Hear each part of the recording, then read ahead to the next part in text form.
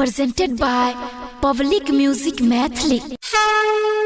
बोली बोली बाबा बैद्यनाथ की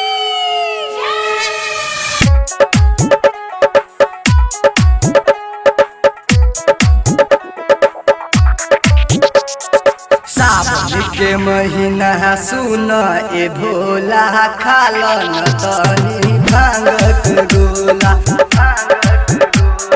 सावन के महीना सुन ए भोला खालन तनी भांगत गोला। भक्त सब तोहर पैदल आबै छ हो भक्त सब तोहर पैदल आबै छ। कनी सा तू खोल दहक नैना सावन के महीना सुन ए भोला खालन तनी भांगत गोला। सावन के महीना सुन ए भोला खालन तनी भांगत गोला।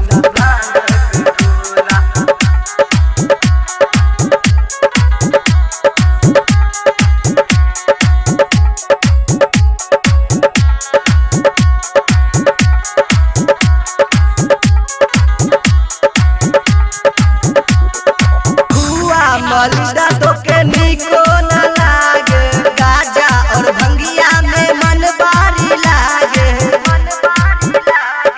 खुआ मलिदा तो के निको न लागे, गाजा और भंगिया में मन बारी लागे।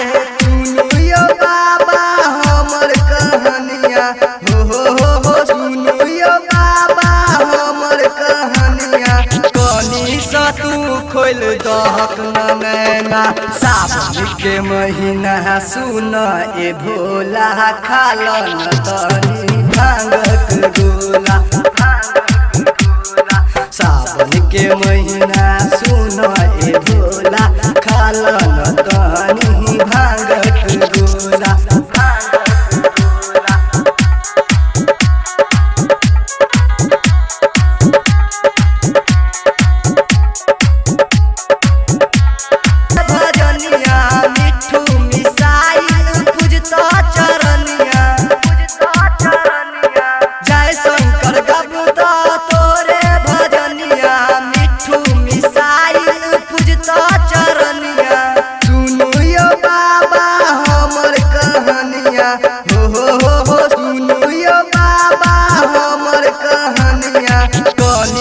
तू खोल दहक नैना सावन के महीना सुन ए भोला खालन तनी भांगत गोला।